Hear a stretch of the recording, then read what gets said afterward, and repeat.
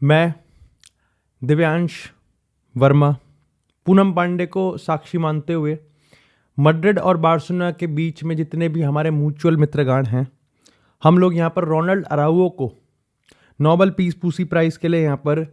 Nominate करना चाहते हैं। I think Barcelona versus Chelsea game में रोनाल्ड अराउओ ने जो यहाँ पर बहादुरी दिखाई है वो सबने देखी है उतरती हुई, और बहुत बढ़िया बहादुरी है। थोड़े थोड़े बाल थे बहादुरी में, लेकिन ठीक है, हो गया काम यहाँ पर। लेकिन जिस तरीके से यहाँ पर रियल मैड्रिड के खेमे में जिस तरीके से उदासी का माहौल था, जिस तरीके से यहाँ पर लग रहा था कि बार्सिलोना चीर फाड़ फ्रूट निंजा खेल सकती है और रियल मैड्रिड का सीजन खत्म हुआ, वहीं यहाँ पर रोनाल्ड अराउओ ने कहा कि नहीं, हम तुम्हारे साथ हैं, साथ मरेंगे, साथ जिएंगे। चेल्सी ने जब अपनी स्टार्टिंग लाइनअप डाली और उसमें हमने कोल पाल्मर को नहीं देखा, उसमें हमने कोई स्ट्राइकर भी नहीं देखा, साफ पता चल रहा था कि वो यहाँ पर किस स्ट्रैटेजी के साथ आ रहे हैं। बार्सिलोना के पास सिर्फ एक ही चीज़ थी कि अगर यहाँ पर उन्होंने अपनी ऑफ साइड यानी कि हाई लाइन की जो इंटेंसिटी है, जो उसकी एफिशिएंसी है, उसको अगर सही तरीके से एग्जीक्यूट कर दिया तो मुश्किल है कि चेल्सी यहाँ पर किस तरीके से निकालेगी, किस तरीके से यहाँ पर चांस क्रिएट करेगी, किस तरीके से गोल मारेगी। एंड अल्टीमेटली जिस तरीके का यहाँ पर क्वालिटी है बार्सिलोना के पास, चाहे हम बात करें यहाँ पर लमीन यमाल की, लेवेंडोव्स्की की, फर्मिन लोपेस की, फेरान टोरेस की, और ये सारे प्लेयर कहीं ना कहीं गोल मारते हुए आ रहे हैं। पिछले गेम में इन लमीन यमाल को छोड़ के बाकियों ने गोल मारा है, तो समझ में नहीं आ रहा था कि यहाँ पर चेल्सी संभालेगी कैसे। लेकिन अल्टीमेटली मैं कहूँगा कि जब आप इस पूरे गेम को देखोगे तो उनकी हाई लाइन और यहाँ पर जो ऑफ साइड ट्रैप है was the least of the concern, क्योंकि ऑफ साइड ट्रैप तो मिनट 0 से लेके मिनट 90 तक हर एंगल से, हर मोमेंट पे, हर तरीके से यहाँ पर डिस्ट्रॉय किया गया, ह्यूमिलिएट किया गया। लेकिन अल्टीमेटली जब हम बार बार देख रहे थे, और निकुंज भैया भी, मतलब जो मेरे भैया थे, जो मेरी फैमिली थी, वो भी ये कह रही थी इन्होंने ना हार मान ली है। और आपको लगेगा कि 3-0 के बाद हार मान ली होगी, लेकिन सही बात बताऊं तो सेकंड हाफ में जिस तरीके से चेल्सी ने गेम को स्टार्ट किया,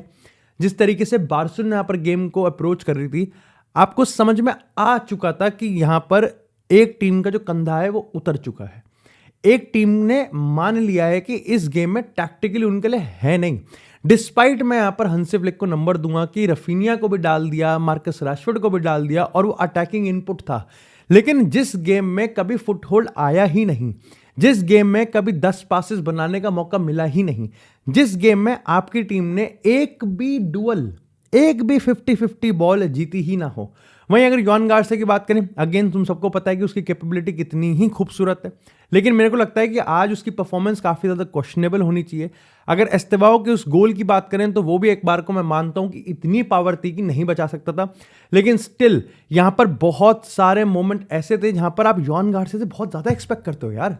मतलब आप बहुत ज़्यादा एक्सपेक्ट करते हो। सुट्टाधारी शेज़नी अपने आप में बहुत बढ़िया प्लेयर है,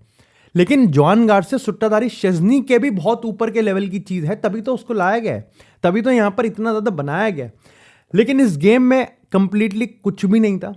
इस गेम में बार्सिलोना कुछ भी नहीं करा। और मैं सही में मैं बहुत सोच समझ के विचार विमर्श के बाद मैं इस ये ओपिनियन दे रहा हूं कि इस गेम में बार्सिलोना ने कुछ नहीं उखाड़ा, चेल्सी का लिटरली कुछ भी नहीं उखाड़ा। आई थिंक ये गेम उखड़ सकता था, ये गेम बार्सिलोना सर के बल पलटा सकती थी अगर यहाँ पर फेरान टोरेस वो चांस क्रिएट कर देता, वो चांस बरी कर देता। लेकिन अगेन वो जब किस्मत खराब हो तो ऊंट पे बैठे हुए भी कुत्ता काट लेता है। वहीं अगर जब बात करें चेल्सी की, इस गेम में कोल पाल्मर नहीं था तो मेरी सिर्फ एक प्लेयर से उम्मीद थी,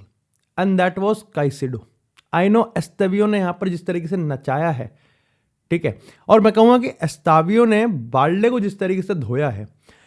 एट टाइम्स बाल्डे ने भी धोया है भाई, नॉट एस्तावियो को। लेकिन अगर कोई एक बहुत ही ब्राइट स्पॉट मेरे को लग रहा था इस पूरी बार्सिलोना में तो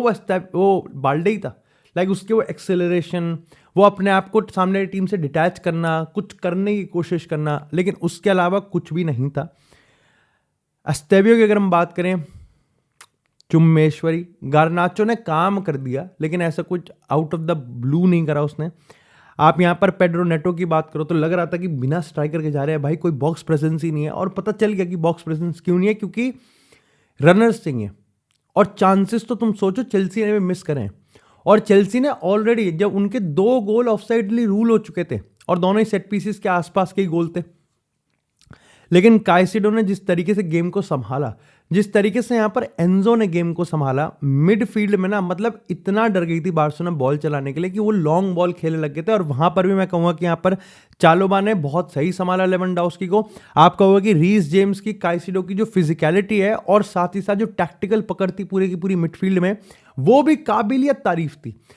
eight no point Frenkie de Jong कितना ही पीछे जाता रहे, कितना ही यहां पर पीछे जा रहा है, बॉल को उठा रहा है और आगे प्रोग्रेस कर रहा है, देयर इज नो पॉइंट, क्योंकि वहां पर एक ब्लैक होल बन चुका है जहां पर चेल्सी बॉल लेती है। 50-50 बॉल्स आप मान के चलो कि इसमें ना के बराबर बार्सिलोना कोई जीता है, फिजिकलिटी में ना के बराबर कोई सवाल खड़े करे हैं बार्सिलोना ने। इट्स ऑल अबाउट कि यहाँ पर फ्रैंकी डियोंग बॉल उठाएगा पीछे से और आगे बॉल फॉरवर्ड करेगा। लेकिन फर्मिन लोपेस की बात करें, यहाँ पर फेरान टोरेस की बात करें, लेवेंडोव्स्की की बात करें, वहीं अगर यहाँ पर लमीन यमाल वर्सेस कुकुरेया की बात करें तो वहां पर भी मेरे को लगता है कुकुरेया ने बहुत ही बढ़िया काम करा। पर्सनली बताया, मेरे को ऐसा फील हुआ कि जो एग्जीक्यूशन था हाई प्रेस में वो बहुत खराब था बार्सिलोना का। और आई थिंक यहाँ पर हमने बड़े बड़े गेम्स में हर बार इस गेम को एनालाइज करते हुए, कोई भी बड़ा गेम हो, हमेशा बोला ही है कि बार्सिलोना में बहुत कम प्लेयर्स को बहुत ज़्यादा कुछ करना पड़ रहा है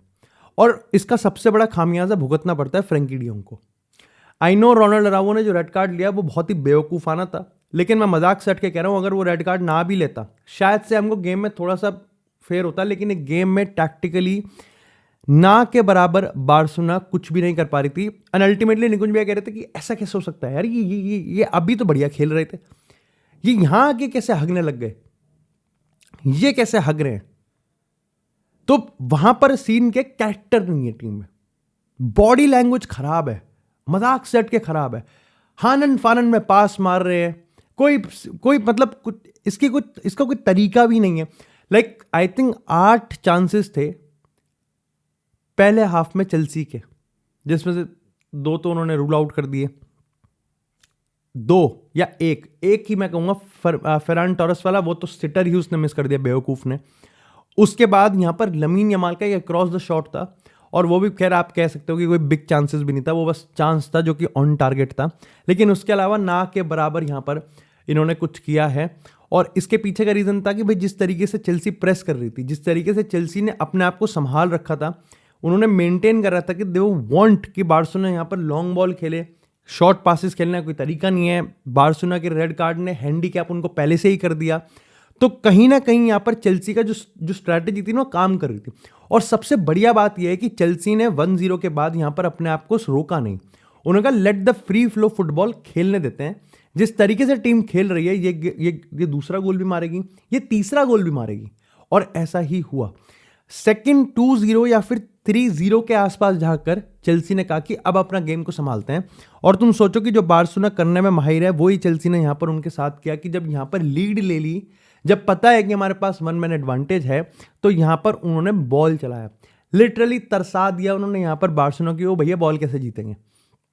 और मेरे को लगता है कि बार्सिलोना वर्सेस चेल्सी का ये गेम एक बहुत ही बड़ा ह्यूमिलिएशन चैप्टर था फॉर हंसी फ्लिक, फॉर बार्सिलोना। मेरे को लगता है कि बॉडी लैंग्वेज यहाँ पर जो टीम का था वो बहुत खतरनाक था, खत्म था, बिल्कुल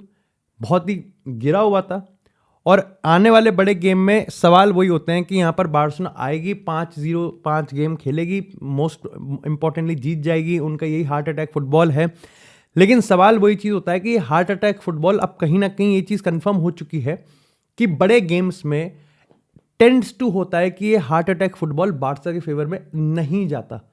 रादर के किसी और के फेवर में ही चला जाता है। और हंसी फ्लिक को इस चीज़ को समझना पड़ेगा कि उसकी टैक्टिक्स भले ही कितनी सुपर हो, उसकी टैक्टिक्स भले ही जिस टीम को वो सप्रेस और सफोकेट कर सकता है, जो टीम बार्सिलोना के सामने घुटनों पे आके पहले ही बैठ जाएगी, वहां तो हंसी फ्लिक की टीम निस्तानाबूत खत्म ही कर देगी। लेकिन जो टीम में गूदा है, जो टीम उनको टैक्टिकली सप्रेस कर सकती है, जो टीम उनको फिजिकलिटी वाइज अगर यहां पर करे ह्यूमिलिएट कर सकती है, जिस टीम के पास रनर्स है, जिस टीम के पास वो यहां पर एफिशिएंसी है, वहां पर हंसी फ्लिक का ये heart attack football tends to, और मोर प्रोबेबिलिटी है कि वो यहां पर इसके फेवर में नहीं जाएगा और किसी और के फेवर में जाएगा। When you talk about champions league and a big knockout game, Barcelona को ये वाला जो वेरिएशन है ना, उसको एलिमिनेट करना ही पड़ेगा।